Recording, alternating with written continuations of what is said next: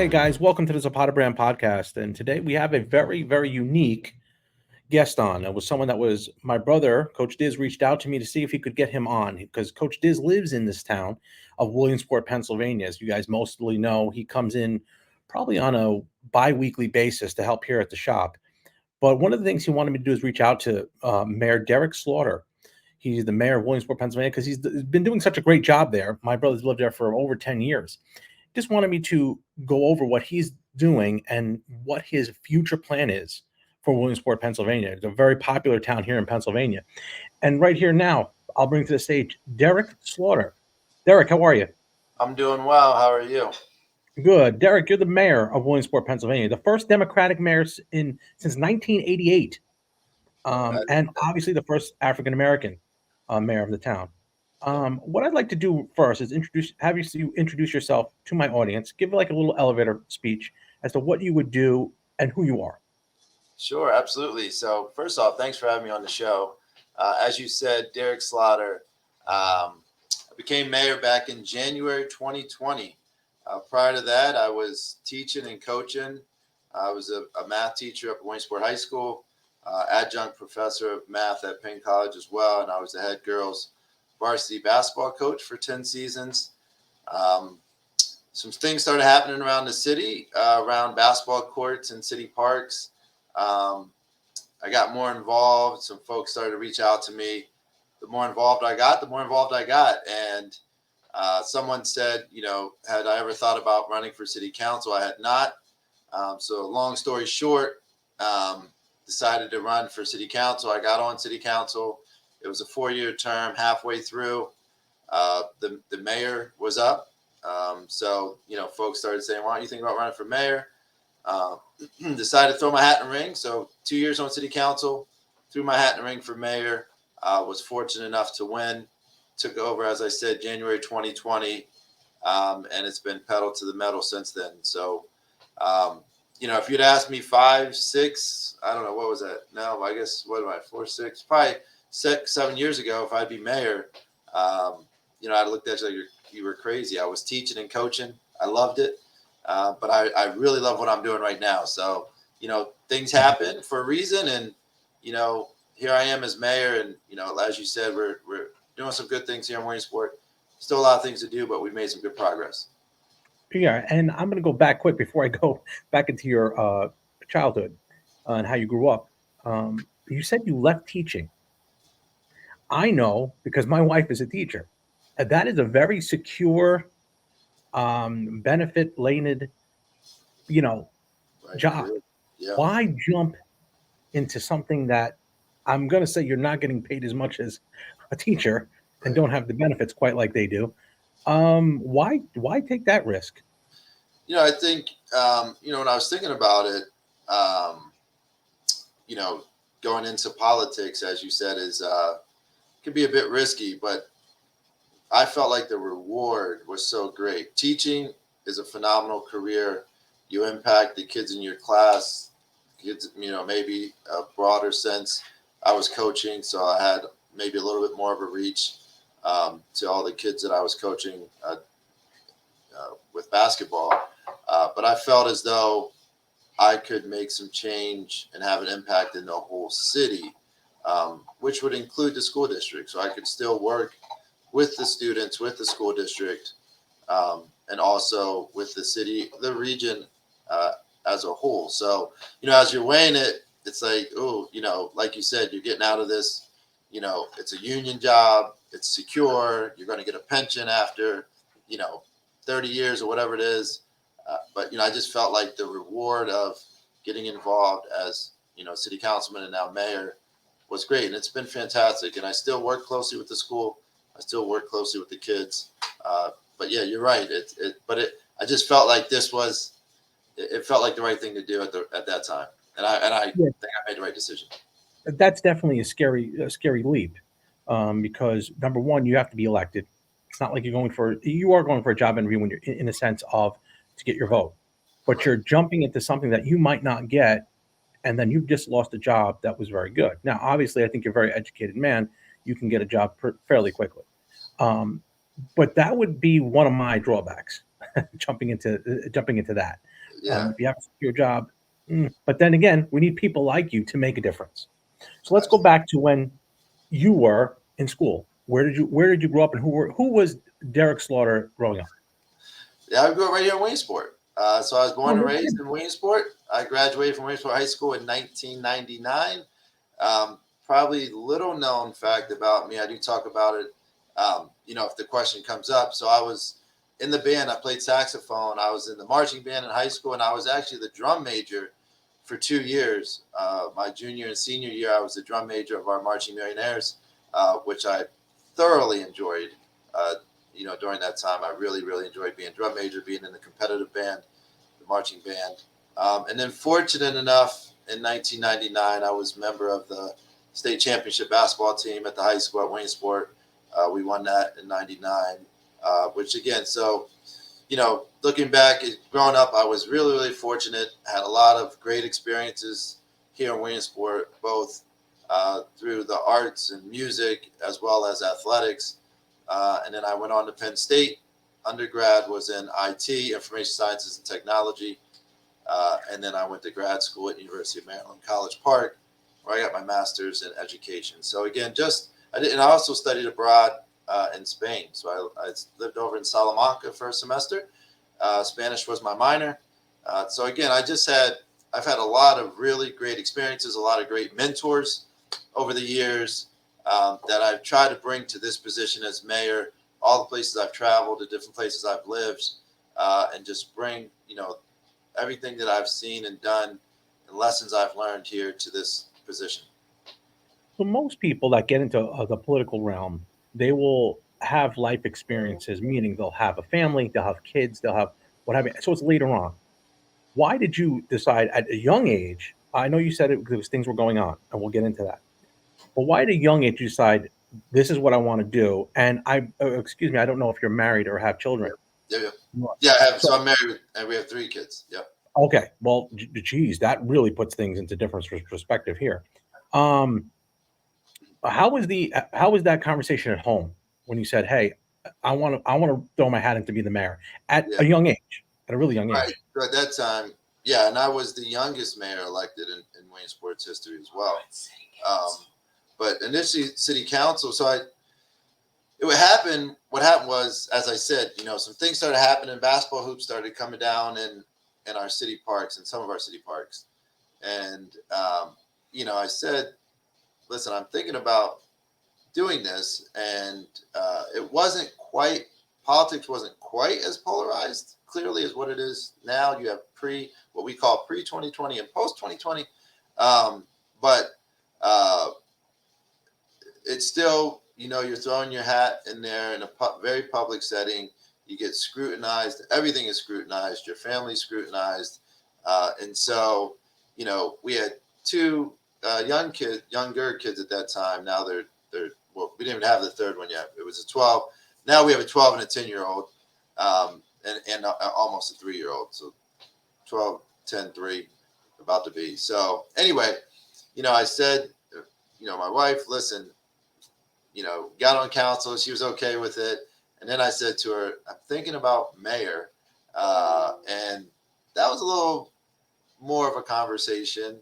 But Mhm. ultimately, she said, whatever, you want to do, she's going to support it and stand behind me. So I do have to there's no way that I would be here without the support, obviously, of my family and my wife standing behind me. And she picked, being mayor is very, very busy, and there's a lot of things to be at, a lot of events, a lot of meetings. And so she does a tremendous job running the kids around and all that stuff at home that she has to take care of if I have places to be. But she's been incredibly supportive, and I thank her. And like I said, there's no way I could do this without her. Right. So you get into becoming the mayor, and a lot of it was, like you said, a part of it was because of what was happening in the town. I know my brother had spoken about it to me. You were talking about the basketball hoops being closed, shut down, Yeah, for COVID. Now, obviously, we know more of what's going on now. That you correlated that because they turned it into a pickleball, if I'm not mistaken, yeah, pickleball court. yeah. Pickleball court. You Yeah, were you were correlating that where you were saying, okay, they can play basketball, but they can play pickleball. You kind of correlated that for thinking, okay, so you're saying criminals are playing basketball and others are playing pickleball. Okay. When you came to that assumption, was that something you immediately put together, connected, or was that something that you said, "Hey, that's way out of line of what it really is"? Basketball, there's a broad spectrum there, and Right. my kids play basketball also. So, how did you come to that conclusion when you first heard Well, that? yeah. Well, that was sort of, uh, I don't want to. I can't put words in the previous administration's mouths, but that was sort of what they were implying, that those who were playing basketball were criminals, and we were saying, listen, not everyone that plays you can't. There was no direct correlation between basketball and crime, and if you took the basketball hoops down, that somehow that would, have a reduction or cause a reduction in criminal activity, particularly violent. We had the opposite mindset. We said if you give more and you provide more recreational opportunities, we actually think that would help with public safety. And so when we came in, we said I was never anti pickleball. Pickleball is the reason I'm here, because as you said, they took the basketball courts down, replaced it with pickleball. So pickleball is the reason I got here. But what we were saying was pickleball, tennis, basketball, it can coexist. Which, if you look at our park now, it's kind of come full circle. We just resurfaced our basketball courts, our tennis courts, our pickleball courts. They're right next to each other. They're coexisting, and they look great. We were fortunate enough to receive a contribution from the United States Air Force. So now each of our basketball hoops have the Air Force logo on them, and we did a court at Memorial Park, which was the initial one that came down. Well, not the initial, but one of the ones that came down. Now that's our Air Force, United States Air Force court. We have the logo and emblem on the backboards. It looks great. So 3 of our parks, Shaw Park, Youngs Woods, and Memorial Park, all have United States Air Force hoops. They look fantastic. So it's all sort of come full circle. But what we were saying is we absolutely felt as though the more people you get in the parks, if you invest in our parks and recreation, that's going to help the community. It's going to help the neighborhoods. Kids can stay in their own neighborhood and play in the parks that are right there in their neighborhoods. And we also signed on to the 10-minute walk, which is a national program that everyone in your community has a 10-minute or less walk to a quality park. So we're involved in a lot now. Parks and recreation, we've invested heavily, and we're going to continue to do so. And we think absolutely that has a positive impact on our city. Yeah, and here's something people don't realize that live there. You actually have to go get these grants. You have to this is a lot of legwork that you do, and you have a staff obviously that helps you. But the government's just not coming in giving you this money to do it. You've got to go find that stuff. Right. So, Absolutely. Yeah. go ahead. Go ahead. Yeah, I was gonna say, yeah, you got to rebuild a relate. Like when we came in, there were a lot of broken relationships, both locally and also in Harrisburg and DC. So, me and my administration, we worked very hard and very diligently to rebuild those relationships. As you said, these grants are competitive. Hmm. They're not. It's not like DCNR, DCD, all state or federal organizations just saying, here's $200,000 Williamsport, go invest in a park. You have to show them what you want to do. You have to show them that you have the capacity to do it, that you have the team, the administration, the wherewithal to handle the grants and manage the grants and do the work you say you're going to do. Um, and so we've done that. So we've been fortunate to apply for these grants and to receive them. We just got wind last week that we got another grant, another for our parks, for a pump track, which is sort of like a BMX type park. I'm not super familiar with the BMX, stuff, but it was they pitched it to me. I liked it, and we have space in our one park for it. So, anyways, right to your point, they're not just handing out these grants to cities. If you see, cities getting grant awards, it's because their team, the staff, which I have a great staff and team around Hmm. me, worked hard, to get those grants. Which I was gonna say, that's kudos to you and your staff because, I know how tough it is to even. Well, when we went through the COVID thing, getting those grants together. That's hard to do. There's a lot of paperwork stuff involved. You got to actually kind of lobby for it to say, hey, this is who we are. You had a lot of bridges you had to rebuild. because of the previous administration, and I don't know them per se, but I'm going on the research I've done. There was a lot of bad blood there for a little bit, Mhm. and you going out rebuilding it with your staff was important. So you did. Now, after that takes place, you guys go in, you become mayor. When you first get wind you're mayor, number one, what was your reaction? And number two, what was the first order that you said, this is one of the things that I want to do on? I ran on this and I'm going to do it. So the first reaction, really, I was grateful.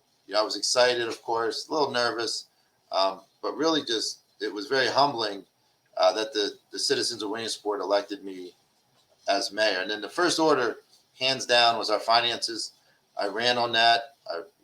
When I got on city council and I realized the issues that we were having, the city was having financially, it's what literally propelled me into running for mayor. Our financial house was a disaster. We didn't know our financial condition. And so that was the first order that I gave to my administration was we have to get our finances cleaned up. It was just an absolute mess. Again, we're not where we need to be yet, but we're not where we were. So the finances, because as a city, if you don't know what your finances are, any business, um, you know, or even your own personal finances, you can't do anything. So we had to get that. We brought in a third party, Tracy from Government Finance Solutions. Her and her team are doing an incredible job. So yeah, that absolutely was the first order of business for us was getting the finances together. And I'm a finance guy. I own a business and I'm a finance guy. Yeah. So I'm going to ask you the question because I just had on here, I had the local school board going over and I had them, kind of doing a roundtable discussion. They're all candidates for 4 seats on the school board.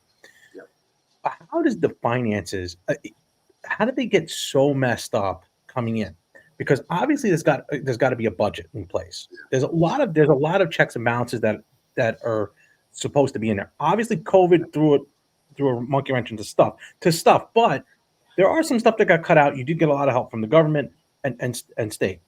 Yeah. My question is, where the buck has to stop with somebody. Yeah. Okay, so X amount comes in, Yeah. X amount goes out. There has to Yeah. be this much. How does Yeah. it get so messed up? And I'm talking, it's gone. I've seen it in our town and in our school district. I don't. Again, I can't speak for the previous administration and exactly what happened there. When I took over in January 2020, we're under a state and federal investigation pretty much Oh, immediately. So we're under Attorney General's investigation. We've been under an Attorney General's investigation since 2020. It's still ongoing. What we've been working closely with the Attorney General, with the state and the feds. We have a number of simultaneous audits ongoing at the moment. Some are starting to come in now where we can start to figure out what exactly happened.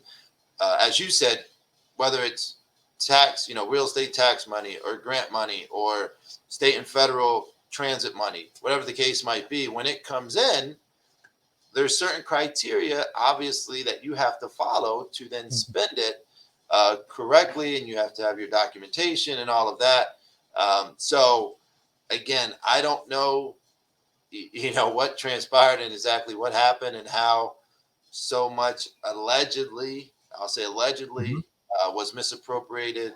Um, but it was a mess. And when we came in, that's where we basically drew that line in the sand and said, listen, from January 2020 forward, we're documenting everything.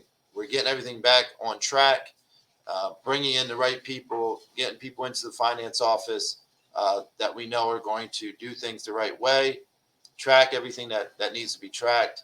And so now we have financial software that's about to be implemented. So we work with the state. We applied for a grant, um, uh, did an updated financial strategic plan. And then, so new financial software, new HR software, new payroll software. So the goal is once this finance software is updated, which we have to, it's sort of chicken and egg type thing. We have to get our finances, garbage in, garbage out. So we can't put the numbers into the financial software yet. We have to wait till we get all of our audits completed here. But then at that point, you'll be able to get on our website, click on the mayor's office, see what the budget is, see what we spent in real time. So we're so excited for that. But I think that's how, you know, sort of what your question is. How do we get it? Well, if the public can see 24/7, Right. 365, how you're using the tax dollars, using their tax dollars, that just it makes it a lot easier. It's You just transparent. have the transparency up front, and then their questions are answered before they ask them. You can't be accused of anything. You're like, Mhm. here is everything. Here's every penny. Right. We were just very antiquated. We were still doing paper and pencil payroll and time cards. It was crazy. And So full disclosure, these investigations have nothing to do with your administration that came in. right, exactly. So this was all pre Pre. Okay. 2020. So So already you're behind the 8 ball when you walk in right, to basically a nuclear bomb going off. Okay. essentially, yeah. Yeah. So, but you're cleaning that up. Okay. So now transparency is big right now.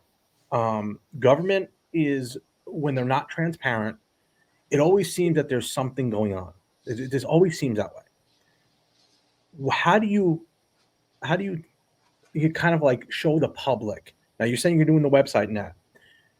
Is there a way you can show them, say, this is exactly what's going on? Because most people that are not antiquated with the internet and have the access to it, they just go by what's out there. They say, well, this is what happened. How do they know? They say, okay, there was $20,000 that went somewhere that we didn't really need, or how do you gain that trust back to that community like you're Well, I doing think now? we've done a lot of, so we spent a lot of time getting the word out there, whether that's print media, social media, city council meetings, whatever the case might be. So we've been very open and honest about the situation that we inherited and the steps we're taking um, to resolve it. And so we're not there yet. And again, I can't, we don't know exactly the amount of money that was misallocated or able to tell the public that.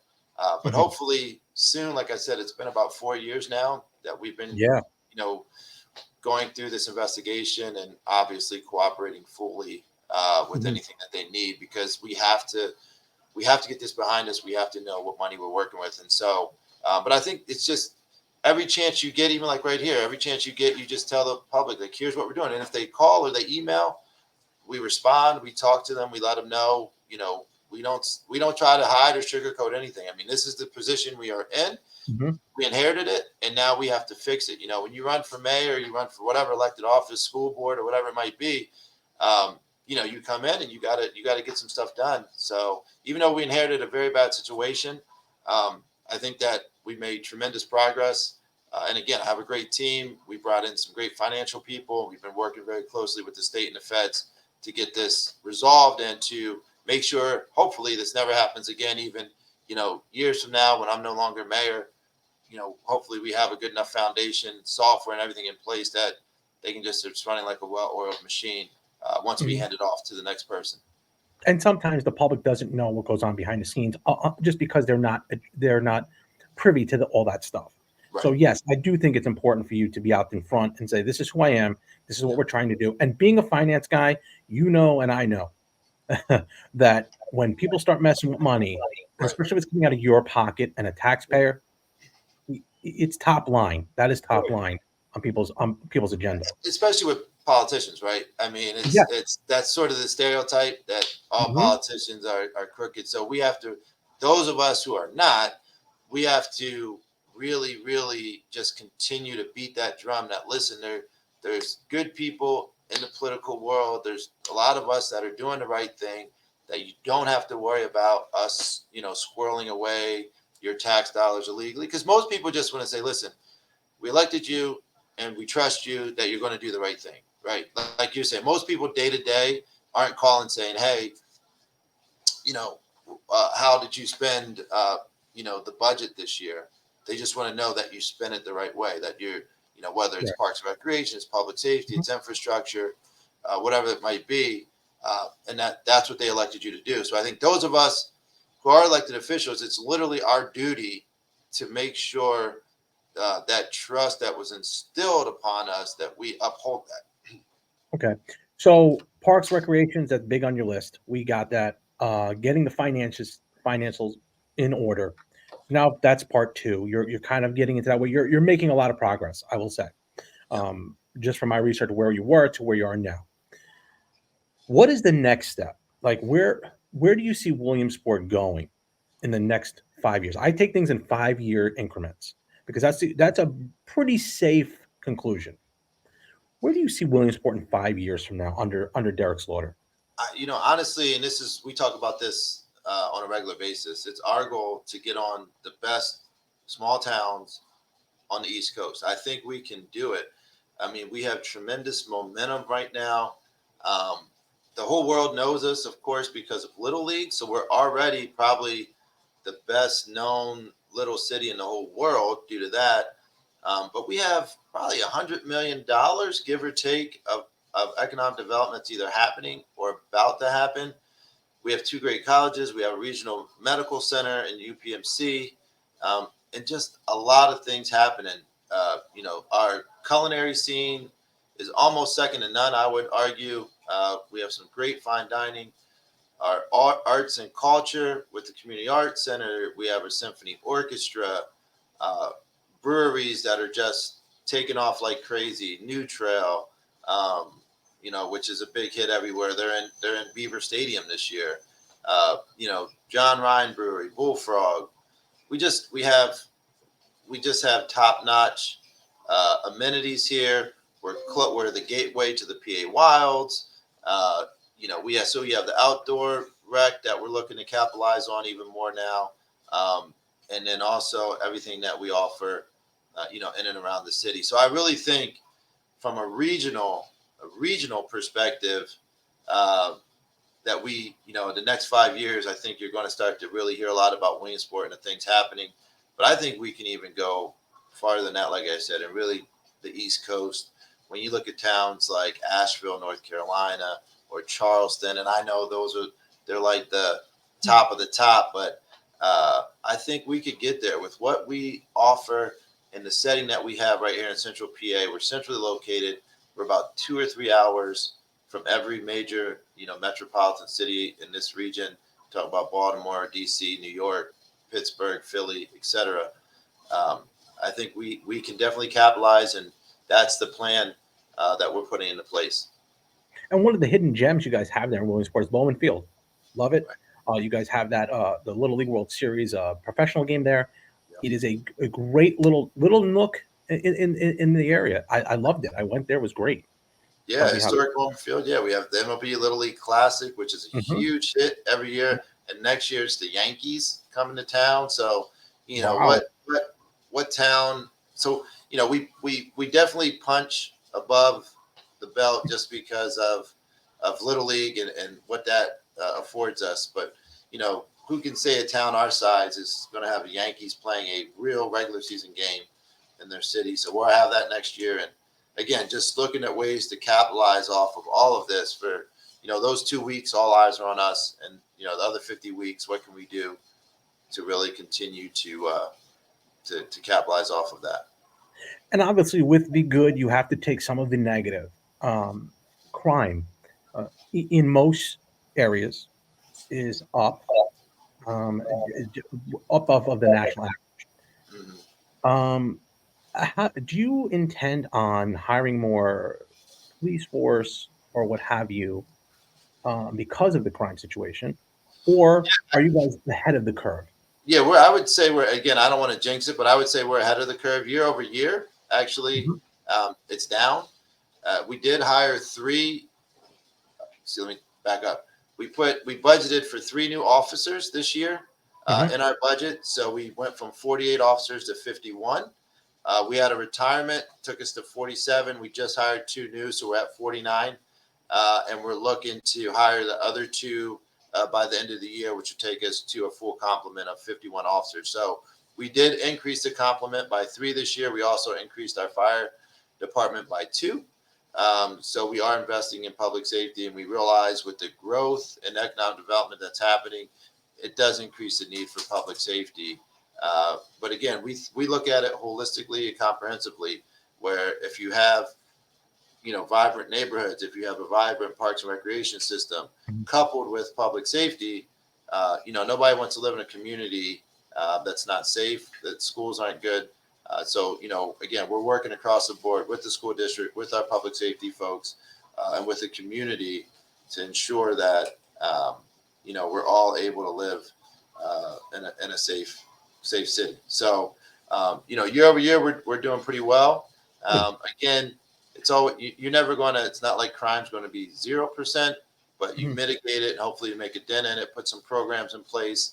We're also starting a co-response team. We'll be starting soon. We got a grant for that, which is behavioral mental health, sort of a hybrid team that'll go out. You've seen these around the country that are responding to the behavioral mental health calls, and instead of just incarcerating folks, getting them the resources and the treatment that they need. Again, if it's a crime that requires incarceration, of course, that will happen. But if it's truly a mental health, behavioral health, that we can process that, make sure the scene is safe, and then get these folks a treatment so it's not a perpetual cycle. So we're actually looking at that, should be kicking off, hopefully, fingers crossed, in 2024. We'll get our co-response team out on the streets as well. Good.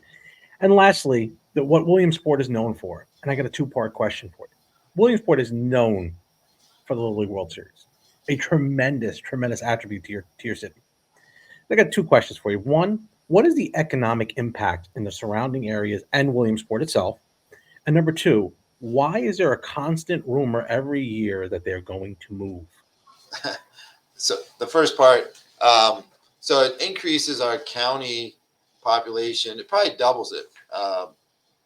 We probably about 100,000 folks. We're about 100,000, give or take, in the county. It takes us to about 200,000 during those 2 weeks of Little League. They've extended it now and added, of course, it's up to 20 teams, as everyone knows, and we including Cuba. The economic they haven't done an updated economic impact study. Now that the series is a little bit longer and additional teams, but it's probably somewhere in the neighborhood of $40 to $50 million of a regional economic impact during those 2 weeks. I mean, between the hospitality, restaurants, and bars and hotels and all of that, it's a tremendous impact, positive impact for us. And we're, again, as you've said and I've said, we are extremely fortunate to have that here, and be the home of Little League baseball. And I actually played there as a kid. I played at the original Little League. I knew Carl Stotts, the founder of Little League baseball. I was actually a pallbearer at his funeral when I was 12, when he passed away. So I toured his house when I was a kid. He would give free tours of all the memorabilia from 1939 forward. It was quite amazing. But anyway, the second part, I don't know. I think that's just, that's the day and age we live in. You can get on social media. Everybody has a platform. But, as far as I know, it's just rumor. I don't think that's true at all. I've not heard it from any official sources. Yeah, I don't think it can go. It would be so different. It wouldn't. I mean, this is Little League is Williamsport, so correct. It's where everybody knows it. Right. And people from my hometown coming here to Williamsport you just can't. Moving it somewhere else just wouldn't have the same. Wouldn't be right. Like the Yankees when they moved from the Bronx to where they are now, it's just not the same. Right, exactly. Right. You can't. Yeah, when something's that unique to a town or a location, it's if you move it, it just doesn't. Like the Raiders going to Las Vegas, it just feels they're Oakland, right? They're always Oakland. Yeah, it's different. It is different. Yeah, I mean, that was more financial, but anyway, either way, Mayor, it was a pleasure to have you on. I really enjoyed your background story. My brother had spoken to me about it a few times, and I thought a young guy throwing his hat into a political ring, man, that takes some guts because you're young, you're getting your family started and what have you. You have 3 kids, so it's not started, but that takes a lot of guts. And lastly, give our audience what you expect and what you feel the future of Williamsport's going to be under Mayor Slaughter. Oh, I mean, I think it's the sun is setting on the sort of the negative stuff we talked about. Sun's rising. It's just the future is bright. We're excited about it. You're going to continue to see the economic development, infrastructure, public safety, parks and recreation. I mean, just across the board, you're going to see improvements. It's going to be a community where, those that are here are going to want to stay, and we're going to attract new folks to our town. Like I said, we have so many good things happening, and there's going to be so many more things that are either in the works or are going to be happening over the next, I'd say a couple months to a couple years. So, I'm up for re-election right now. I'm unopposed. And so we'll start a new term, after election, January, January of 24. And so, so we're excited. So the next 4 years, the sky's the limit, and I have huge expectations for myself, but also for our team. And so we think it's exciting. And, again, working with Little League, like you said, Little League is that helps us as well. That's just going to keep going up with the Little League Classic and the things they're doing with that game.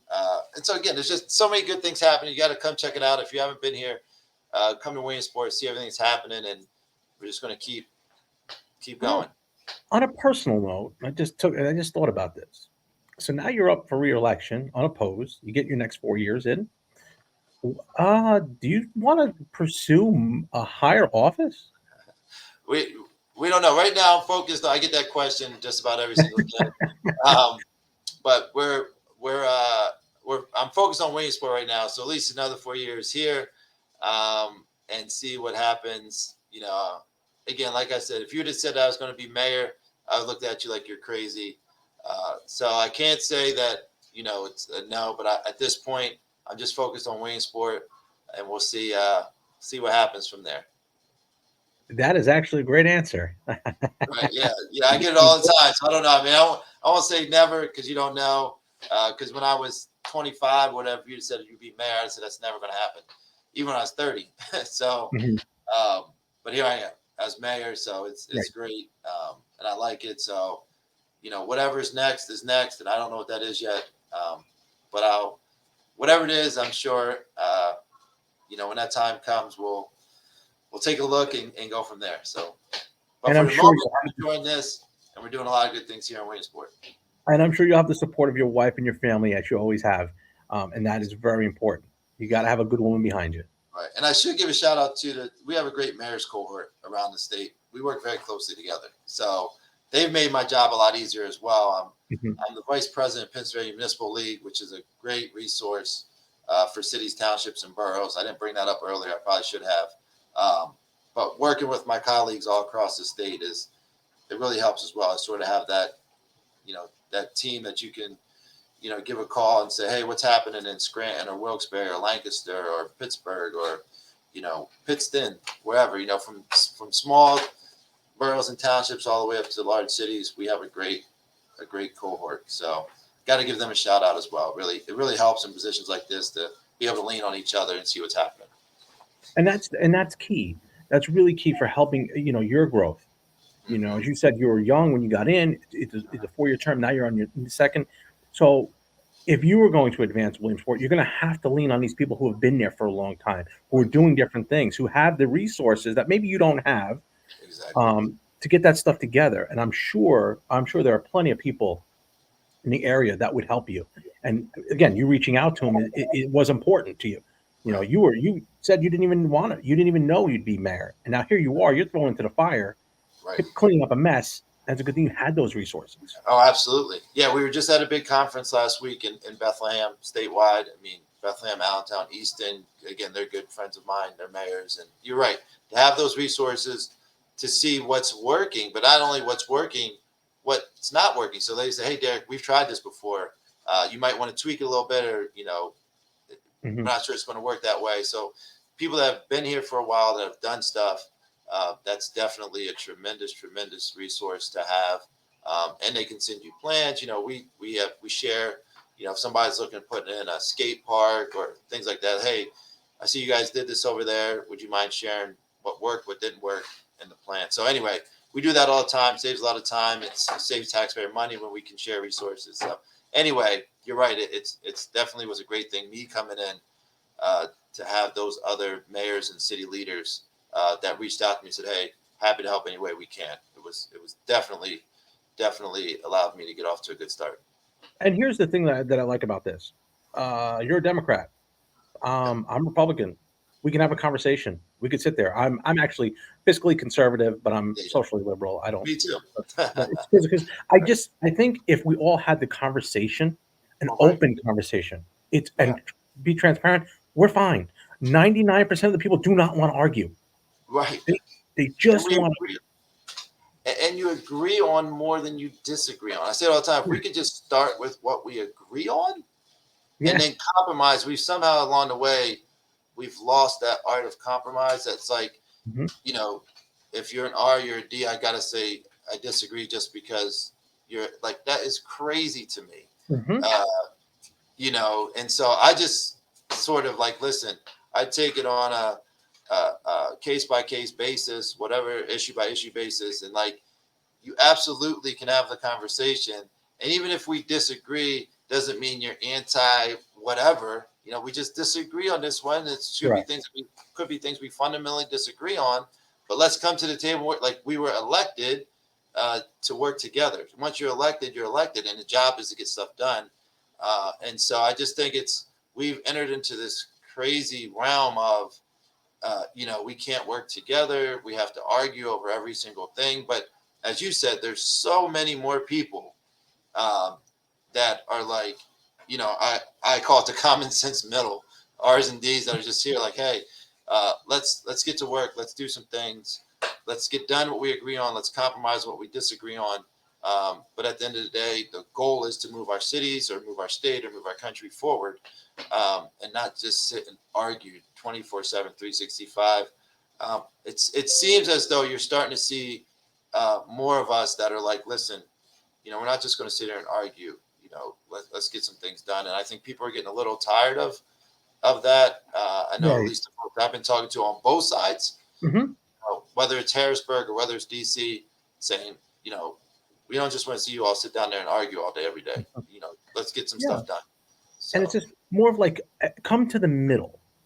right, There's very extreme on the right, there's very extreme on the right, left. Just right, come to the middle.